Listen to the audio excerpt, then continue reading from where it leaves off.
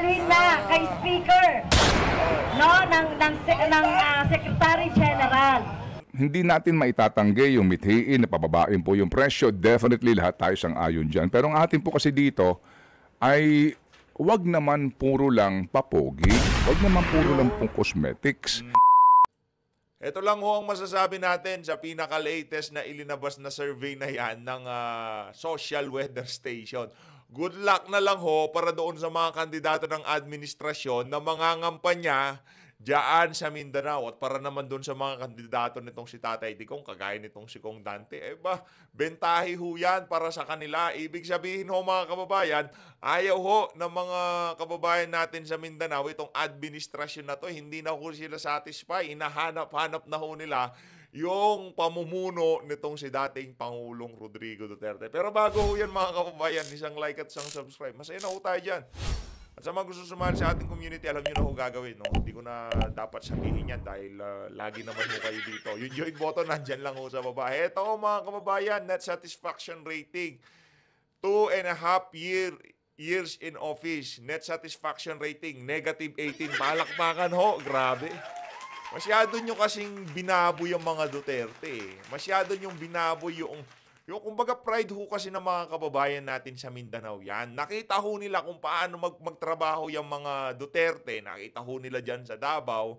Talagang napaganda ho nila ang lugar na yan. Tapos kung ano-anong mga kababuyan ang binibintang nyo sa kanila. Kaya naman mga kababayan, sa tingin ho natin bago matapos siya ang ano na yan, yung administrasyon nitong si Marcos Jr., magne-negative 10,000.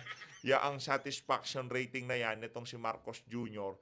Diyan sa Mindanao. At ang matindi ho dito mga kababayan, kung inyong magugunita, di ba napakatindi ho ang pagbuhos ng ayuda ng administrasyon na to sa mga kababayan natin dyan sa Mindanao. Isa lang ho ibig sabihin nun. Yung mga kababayan natin sa Mindanao, alam ho nila pagka ang isang politiko, puro BS lang ika nga. Ang ginagawa, kagaya nitong si Marcos Jr., hindi ho basta-basta mabibili yung mga kababayan natin taga Mindanao. Eto mga kababayan, lipat ho tayo dito sa ano natin. Bilisan lang ho natin to. Eto ho mga kababayan, meron ho tayong mga kasama na pumunta sa diyan sa rally. Nitong mga dilawan iba-iba na ho yung sign, merong ganyan, merong Duterte, kung ano-ano na ho mga kababayan. Ito pero itong si Madam, itong nasa gitna na to. Ano ho yan? DDS ho yan. Kumbaga sumayjab na siya. Kumuha lang ho siya ng extra dyan. Na-infiltrate ho natin. Mamaya, hanapin natin si Madam. Makibalita ho tayo kung magkano biga. Tingnan nyo naman yung sign na naka-Duterte sign ho siya, di ba? Merong nakababa na ganyan. Si Franz Castro nalilito na. Itong si attorney... hindi ho natin alam ano pangalan itong abogado na to. Tingnan nyo, sama ng tingin doon sa yan o, mamaya pag-usapan ho natin yung ano na yan, yung nangyaring rally na yan. Ito naman o mga kababayan, election 2025, mayoralty reference. Si Tatay Digong nakakuha ng 76.5% at ito naman nung si Carlo Nograles nakakuha ng 23.3%. Ako, malayo ho mo, Brad. Kung ako sa'yo, ano ka na, atras ka na, no? Kasi lalo-lalo lang, kumbaga, sa bagay, para matapos na rin naman ang paghihirap nitong mga Nograles na to. Natalo nitong si Mig. Kasi pinag-uusapan dito, Davao ang dito, Davao City. Kung yung net satisfaction rating ni Marcos Jr. na pinag-usapan natin, negative 18 siya. At ang mga kandidato ng administrasyon, itong si Carlo at Migs Nograles, para sa First District ng Davao, Davao, at ito naman sa Mayor ng Davao, ano ho yan mga kababayan, talagang wala na ho, tapos na ho itong mga Nograles na to. Pagkatapos ng election na to, mababaon na ho sila sa limot. Kayo naman kasi, pinagbigyan na kayo ni Tatay Digong, binigyan na kayo ng pwesto. Sa sobrang gahaman nyo sa pwesto, at kahit alam nyo na matatalo kayo dito sa mga Duterte, talagang pinagpatuloy nyo pa rin. Sa bagay, sila ho kasi ang bataan nitong si Tambaluslos diyan sa Mindanao. Wala naman ng ibang lalaban. Wala hong individual diyan sa Davao na nasa matinong kaisipan lalabanan itong si dating Pangulong Rodrigo Duterte dahil alam ho nila na mahal ng mga Dabawenyo itong si Tatay Digong, di ba? Wala hong ano diyan, wala hong politiko diyan. Bagkus makikipag-isa ho sila kay Tatay Digong para patakbuhin yung Davao. Number 2 sa balota, wag niyo kalimutan para sa mga Dabawenyo Ito ho mga kababayan, announcement ho muna tayo, hakbang ng Maisog International Kuwait. Duly authorized by hakbang ng Maisog Philippines. Ito ho mga kababayan, Transparency, Accountability, Peace, Security, TAPS Coalition. Mamaya ho yan, mga bandang alas 11, alas 12 ng gabi. Live podcast pilot episode ho ito mga kababayan sa mga abangan ho natin mga kababayan kung ano yung pag-uusapan diyan sa podcast na yan. Na-excite ho tayo bigla nung nakita ho natin tong post na to ni Sir Marlon Tingnan ho natin kung ano yung dito pag-uusapan Join us for the pilot episode of Maisog Kuwait, a podcast that dives into inspiring stories, local perspectives and engaging conversations. Naku, matindi ho yan. Abangan ho natin mamaya. Ito, rekta na ho tayo dito sa nangyaring rally kahapon diyan sa EDSA, Game, pakinggan ho natin mga kababayan. Tiwala ang ilang kongresista na hindi pa patay ang isinusulong na impeachment laban kay Vice President Sara Duterte. Nagtipon-tipon naman ang ilang grupo na suportado ang hakbang na pagpapa-impeach. Nakatutok si Jonathan Andal. Impeach Sara! Impeach Sara! Nagtipon sa EDSA People Power Monument ang mga gustong ipa-impeach si Vice President Sara Duterte. Grupo ito ng mga vlogger. Ang dami naman ito. Na magkalaban noon sa eleksyon ang mga tinaguriang kakamping at pro-BBM na pinagsama-sama. Ngayon alam nyo na. Para doon sa mga kababayan natin na sinusuportahan pa rin si Marcos Jr. pero galit sa kakamping. Pero galit doon sa ginawa ng kakamping, doon sa iniidolo nilang Marcos Sr. Ngayon alam nyo na. Mapahanggang sa ngayon, linoloko pa rin ho kayo ng sinusuportahan nyo. Yung kinagagalitan nyo nung mga naunang panahon na talagang ika nga ni VP Sara, point of no return. Ngayon, nagkaisa ho sila. Nakikipag-isa na rin ho kayo dito sa mga dilawan na to. Yung mga pink na yan, mga dilawan ho yan. Inorganisa ng Bunyog Party. Ito yung totoong pagkakaisa. Wow. Hindi ito para kay Marcos, hindi rin ito para kay Lenny. Ang basta pinagkakaisa namin, impeachment ni Sara. Pagka pinag-usapan si BP, si Bangag, dapat banggitin nyo rin yung si Tambaluslos. Di ba? At saka yung si Trililing. Ngayon, Magdalo nandyan ho. Hindi para kay BP, hindi para kay Bangag, hindi para kay Tamba. Dapat ilagay nyo rin yun. O sino magbibenepisyo dyan? Sino bang galit na galit kay VP? Diyan sa House of Representatives. Sino bang umaga, hapon, tanghali, gabi ang bumibira kay VP Sara? Yung mga congressman dyan sa House of Representatives. At sino bang naglukluk dyan kay Tambaluslos bilang Speaker of the House? Siyempre si Marcos Jr. Huwag nyo kami lukuhin dito. Kayo talaga, oo.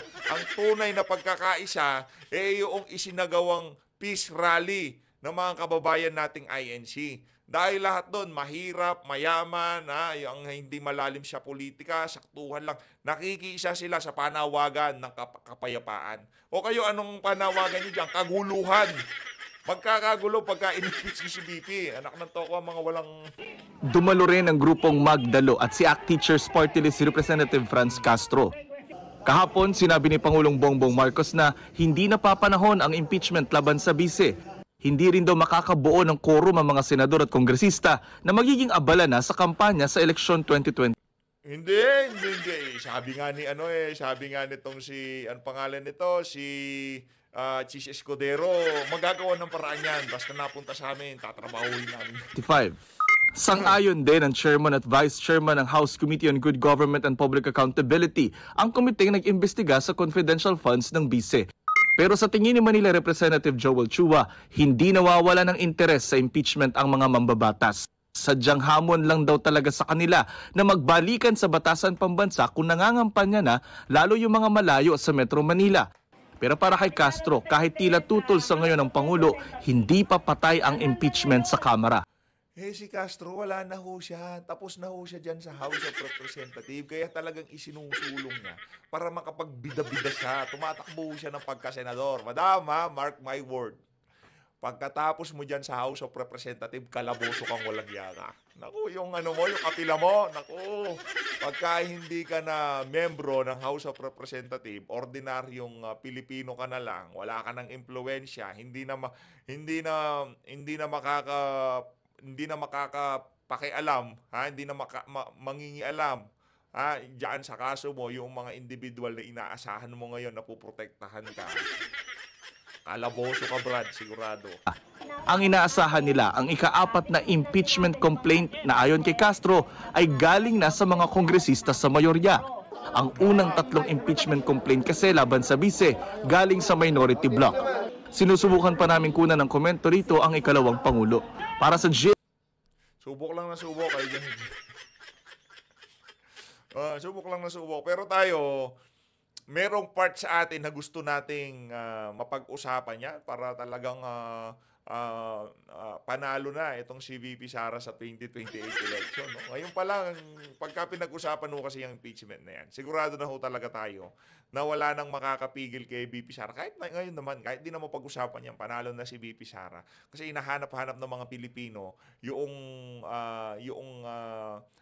liderato ng mga Duterte. No? Kaya kahit na matuloy, hindi matuloy, panalo si VP Sara. Pero atin dito, para mapamukha natin dito sa mga walang yang congressman na to, mapakita natin yung katangahan nila.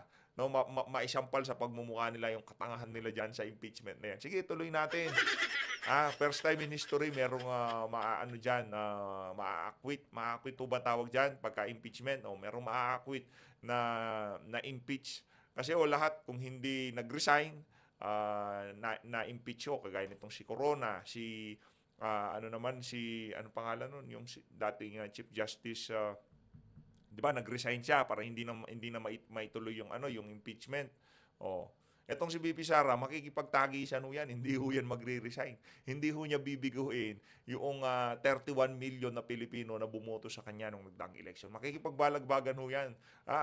Ika nga niya, hindi ko naman pangarap to eh. Pangarap ko magdoktor. Yung pangarap ko, hindi mabibili yan ng pera. Diba? Malabo hong mapasuko nyo yan si VP kasi pwede hong iniisip ho nitong mga to, siguro iniisip nila, para hindi na lang ma-impeach, mag-resign na lang si Sara. Diba? Baka yung Sereno impeachment, diba? Baka isa din ho, ay, dami nitong mga to. Tingnan nyo naman. Tingnan nyo naman ho yan. Yan ho, ang tawag ho dyan ngayon, majority. Okay? Huwag ho kayong magpalito. Yung sinagawang pagkilos ng mga kababayan nating INC, minority ho tawag doon. Yung mahigit 2 million, minority yun. Pero itong kulang-kulang 100, majority ho tawag dyan. Kaya gusto kong tanongin itong si Leila de Lima Yan ho ba ang tinutukoy niyong majority? Kasi maraming nalilito sa ating mga kababayan ngayong mga panahon na to. Diba? Balikan ho natin na mabilisan yung kay VP Sara. Sa tingin ho natin, akala ho nila, mapapatiklop nila itong si VP pagka binato na siya ng mga kung ano-anong kabalbalan, tapos meron na nagsampa ng impeachment, pangalawang impeachment, ikatlong impeachment, para makatakbo siya sa 2028. Akala ho siguro nila, mapapatiklop nila itong si VP. Yung, sige, mag-resign na nga ako. Grabe naman pagpapahirap, grabe naman pambababo yung ginagawa niyo sa akin. Ano sabi ni VP? Ngayon lang kayo makakakita ng kalaban na kagaya ko. Di ba? Ngayon lang kayo makakakita, hindi pa kayo nakakita ng kalaban na kagaya ko. Yun pala yun. Hindi nyo mapaparesign yan. Pag-resign si VP, tapos uupo yung si Tambaluslos. Naku, ano ho yun? Asa pa kayo, ha? Matatapos yung impeachment na yan, si VP, handa na ho yan, mai-impeach, hindi mai-impeach, hindi. Wala akong pakialam yan. Ika nga, Wala akong pakialam yan si Vice President Sara Duterte. Pero sigurado natin dito, hindi mo niya bibigoin yung mga kababayan nating bumoto sa kanya noong 2022 national election. Ito, dito tayo sa makibalita ho tayo kung gaano karami yung nagpunta dyan sa rally na yan. Sa ibang balita, nananawagan ang ilang grupo sa Kamara na aksyonan na ang mga impeachment complaint laban kay Vice President Sara Duterte. Pero para kay President Bongbong Marcos, hindi ito praktikal na isulong sa ngayon. Nasa frontline ng balitang yan, si Elaine Fulencio. Impeach pati ba naman bata, sinama nyo. Ito ho, mga kababayan, no.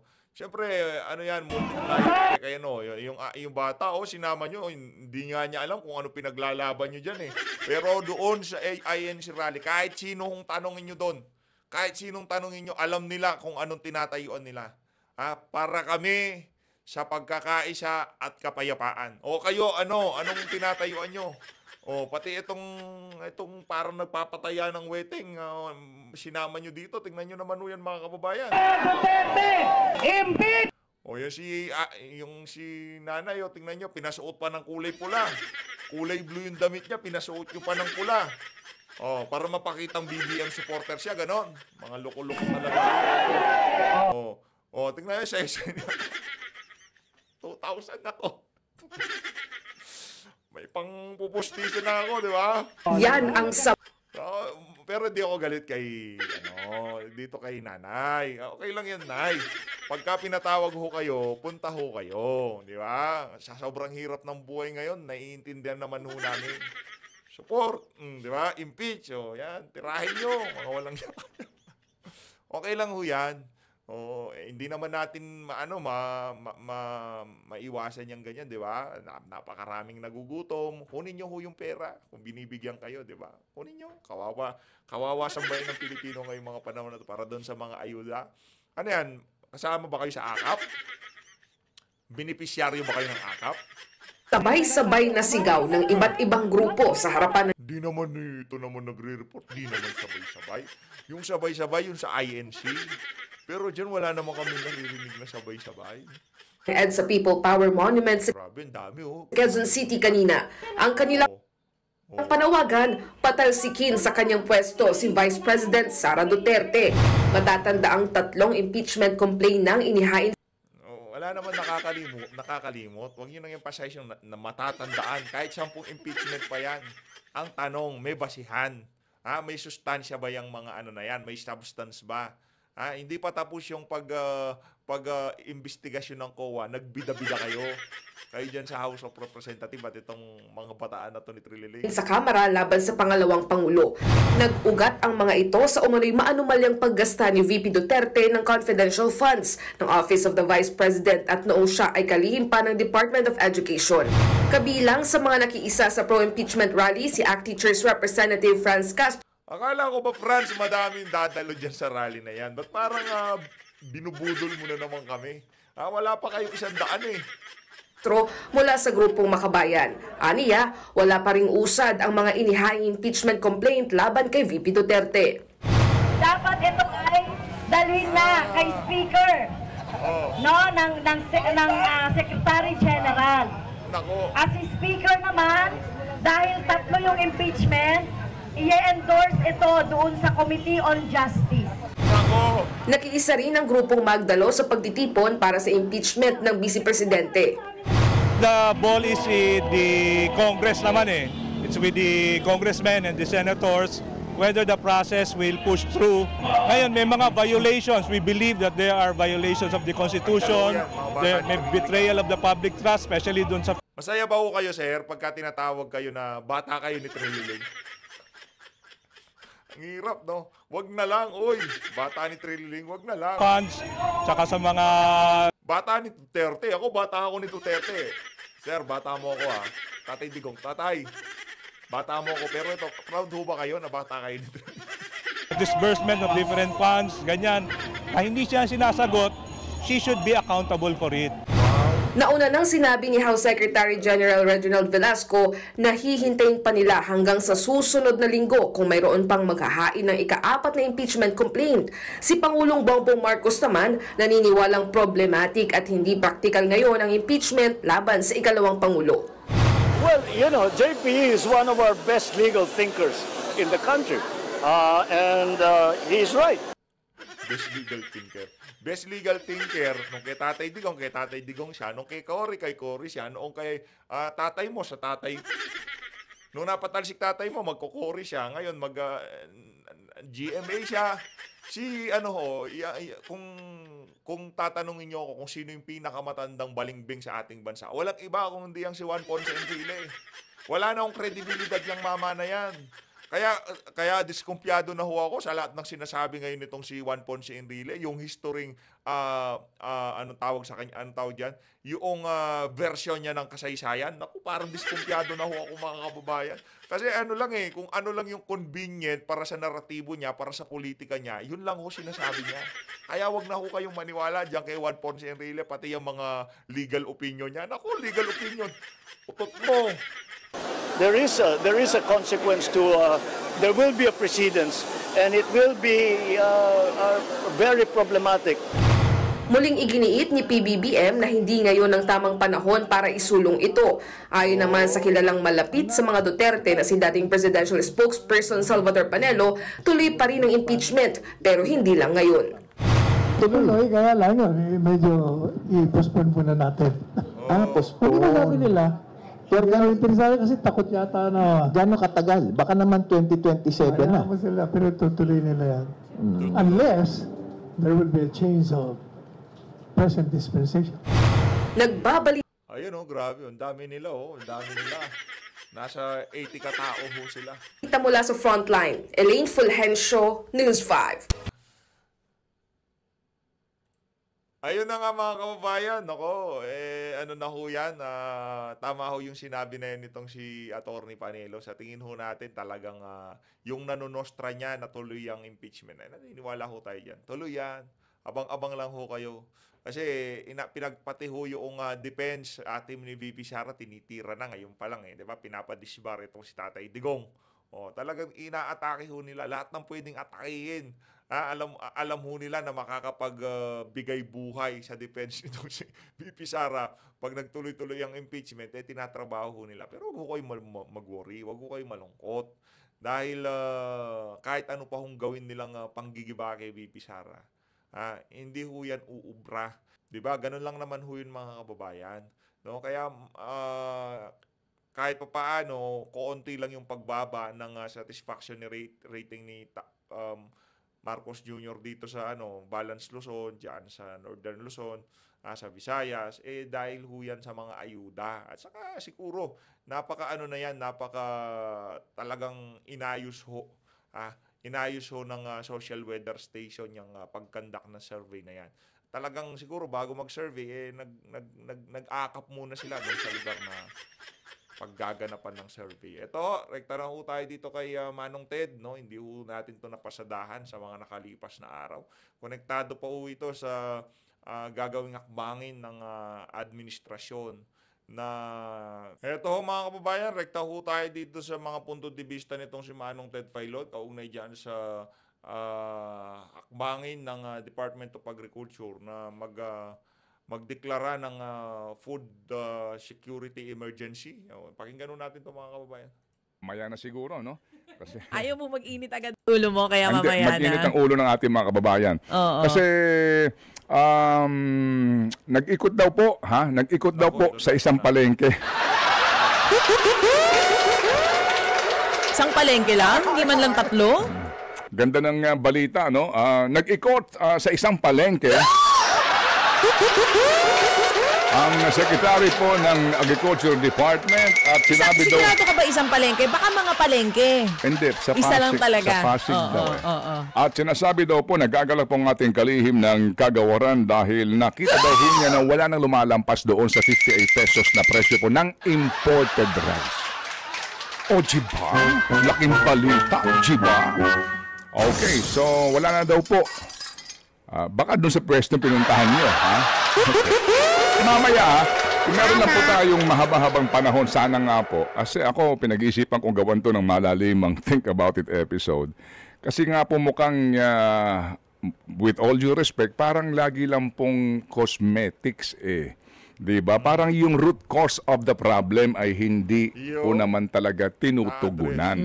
Yung mismong root cause, yung mismong sanhi. Kasi ngayon, nakafocus sila dito po sa imported rice, right? Imported rice. Laging imported rice. Meron silang ilalabas sa gitna po ng pagtutol ng ilan, pati mga ilang kongresista na nagsasabi, pag-aralan nyo naman mabuti yan. Kasi kung magtatakda ka ng price cap sa imported rice na 58, lahat dyan mag-58. Kaya nga, I mean, even yung mga baka yung 55 lang ang presyo, 50 lang ang presyo, baka, di ba, maging dahilan pa yan para mas taasan yung bigas na imported. Common sense, di ba? Yes. Anyway, so mukha daw talagang yan ay kanila pong ipatutupad. Oo, January 20, patutupad yan. Kasi nga daw po, gusto talaga nila na pababain ang presyo po ng bigas. Hindi ho masamang intention niya. Sa matter of fact, nagagalak tayo dahil mukhang doon nakafocus ang DA ngayon, di ba? Kasi nga yan po number 1 sanhi ng mataas na inflation. Pagkain, pero yung focus na iyon, parang focus lang na pabanguhin. Focus lang na band-aid, di ba? Solution. Oo. Kasi ito lang po, patikim lang po ito kasi kung meron po tayong mahabang oras, lalaliman po natin ang pag-aanalisa dito para maging matalino po tayo sa pakikinig sa balita at yung katotohanan sa mga nangyayari. Hindi po haka-haka, koro-koro o opinion lang, hango mismo sa datos ng gobyerno. Alright, so ito muna sa 6:25 na oras. Itong maganda rito patikim. Puro kayo imported. Tama? Okay. So, meron kayong price cap sa imported. Tunghayan mo nga ang bantay presyo today. Tunghayan natin yung bantay presyo. Ang bantay presyo po mismo galing sa Department of Agriculture. Okay, sige. So, kukunin ko lang yung aking antipara. O pati ikaw, tumungo din. Yan. Ayan, nandito na tayo. Hawak na natin ang bantay presyo. Kaya sa ating television. Yes, diba? Nakikita rin po ng mga nanonood sa atin ngayon dito sa TV5 at sa RPTV. So, pag pinuntahan mo yung imported commercial rice, ang special magkano? Sa imported, 53 to 65 pesos. Galing ito mismo po sa bantay presyo. DA po ito ha. Enero a 15, ganun po lagi yung kanila pong petsahan. No? Late yung release. A day. Okay, kasi nga nagtatanong-tanong muna sila sa mga pangunahing palengke sa Metro Manila lang po ito, ha? Ano ang premium sa imported rice? 50 to 60 pesos. Okay. Yung well-milled, 44 to 52. Alright. Puntahan mo yung local rice. Ang special, 55 to 63 pesos. Local po yan. Ang premium rice na local, 48 to 58 pesos. Ang well-milled, 40 to 53. At ang regular milled ay 37 to 50 pesos. Okay, sige. So kung sakasakali po na sila magkakaroon ng cap sa imported commercial rice, hindi sila makapagbibigay po ng price cap sa local kasi aalma dito, di ba? Aalma dito ang mga farmers natin. Kung ikaw ay magtatakda ng suggested maximum retail price ng local rice. So anong puntuhan natin dito? Okay, puro kayo imported. Pero bakit kapresyo ng imported ang local? FM. One valid point. Tama? Okay. Speaking of imported, ang Pilipinas ba, ilang porsyento ng imported rice ang kailangan natin para sa ating total consumption? Ilan, mga kapatid? Halos 20% lang ng pangangailangan sa bigas ng Pilipinas ang imported.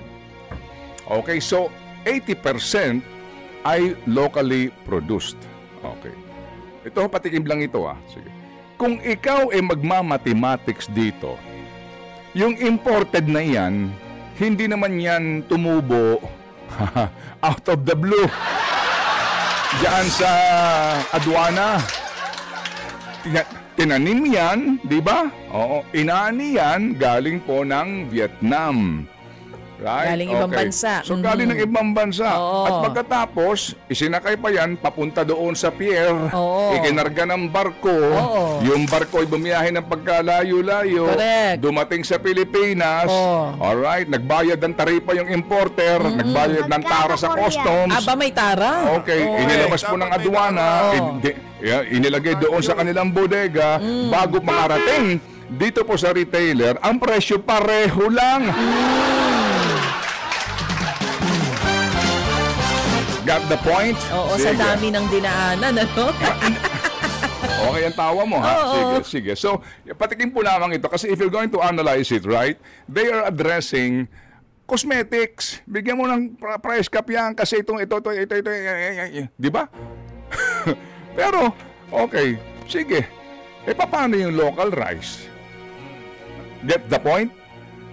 Babaan mo man yung imported rice, yung local rice na 80% ang supply na kailangan para sa consumption ng mga Pilipino, napababa niyo ba? So yun po ang ating gustong tunghayan dito, ha? At magbabalik na po tayo sa ilang po mga ginagawa na po dati ng gobyerno. Kaya nga, dito po sa isyong ito, wag tayo mag-focus doon na, ay ginagawa kasi imported. Hello? Opo. As a matter of fact, mga kapatid, ano? Yung, ang imported rice natin, record high ang volume nito pong 2024. Ha? It's 4.8 million metric tons ang inangkat ng Pilipinas. And record rin po sa buong mundo na ang Pilipinas ang pinakamalaking rice importer sa buong mundo. Top importer tayo. Okay. Opo. So, mawalang galang lang po, mga kapatid. Kaya nga po, matagal na ho tayong humihingi ng panayam kay Secretary Laurel Chu para lang ho din malaman natin itong kanyang mga programa. At ang katotohanan, sana pupunta, mga kapatid, yung Rice Competitiveness Enhancement Fund. Hanggang dyan lang po muna tayo dahil mahaba-habang diskusyon yan. Ang ating po lamang nga dito ay maging matalino po tayo dito po sa mga ginagawa. Hindi natin maitatanggi yung mithiin na pababain po yung presyo. Definitely lahat tayo sang-ayon dyan. Pero ang ating po kasi dito ay wag naman puro lang papogi. Wag naman puro lang pong cosmetics. Wag lang ho naman yung puro lang ho pagpapanggap. Because the root cause of the problem is still there. Until you address the root cause of the problem, we will be forever like this. Amen and amen and amen. Ayun na nga mga kababayan, sang-ayon ho tayo ng 10,000% doon sa mga punto na yun itong si Sir Ted Pailon. No? Kaya naman, hindi na tayo umaasa dito sa administrasyon na to. Nai-address ho nila yan. Kasi yung mga kaibigan nilang malalapit sa kanila, yan ho ang business nila. Pag-i-import ho mga kababayan. Kung kaya nga nilang gawing 60 pesos yung cap ceiling para sa mga imported na bigas, gagawin ho nila yan para kumita yung mga yung mga aliporis na yung mga malalapit sa pamilya Marcos diyan sa Malacanang. As always, maraming salamat po sa pag-support sa PH Update. Mag-ingat po kayo lahat. Mahal natin ng Pilipinas. Happy Sunday. Maraming salamat po mga kababayan.